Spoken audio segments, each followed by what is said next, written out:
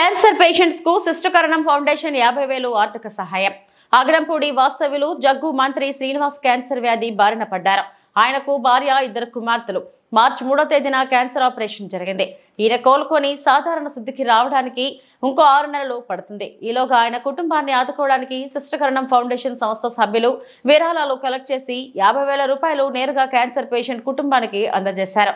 భవిష్యత్తులో కూడా వారి కుటుంబానికి అండగా ఉంటామని సంస్థ నిర్వాహకులు మానాపురం సురేష్ కుమార్, మారడం రవికాంత్, వేణు వీరబాబు తెలియజేశారు. కార్యక్రమంలో శిష్టకరణం ఫౌండేషన్ ప్రతినిధులు రఘుపాత్రుని నాగరాజు పట్నాయక్, బెహారా శ్రీనివాస్ పట్నాయక్, అమరాం విశ్వేశ్వరరావు, విశాఖపట్నం జిల్లా అధ్యక్షులు శేఖర్, మంత్రి శ్రీనివాస్ తదితరులు పాల్గొన్నారు. అగనంపూడి ప్రాంతంలో ఉన్నటువంటి శ్రీ జగ్గుమంత్రి శ్రీనివాస్ గారికి అనుకోకుండా క్యాన్సర్ వ్యాధి సోకింది. ఆపరేషన్ ఈ మధ్యన జరిగింది మార్చి 3వ తేదీని సక్సెస్ఫుల్గా.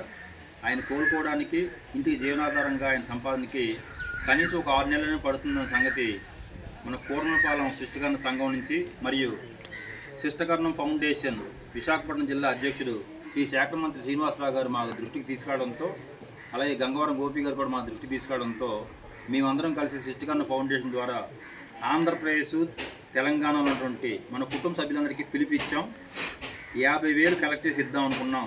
దానికి ప్రతి ఒక్కరూ స్పందించి 4 రోజుల్లోనే మా అకౌంట్కి 50,000 ఇచ్చారు.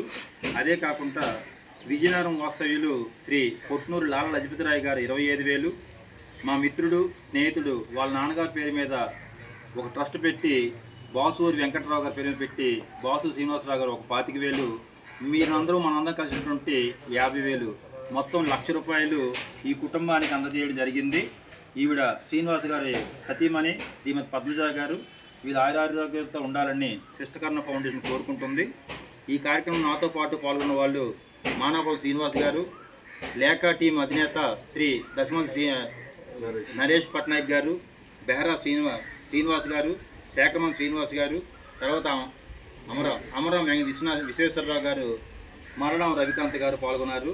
మన శిష్టకరణ కుటుంబందరికీ ఎప్పుడు ఏ అవసరం ఉన్నా కూడా మేము ఆపదలో ఆదుకుంటామని తెలియజేస్తూ మాకు సహకరించిన ప్రతి ఒక్కరికి పేరు పేరున ధన్యవాదాలు తెలియజేసుకుంటున్నాను. ఇట్లు మీ మానాపురం.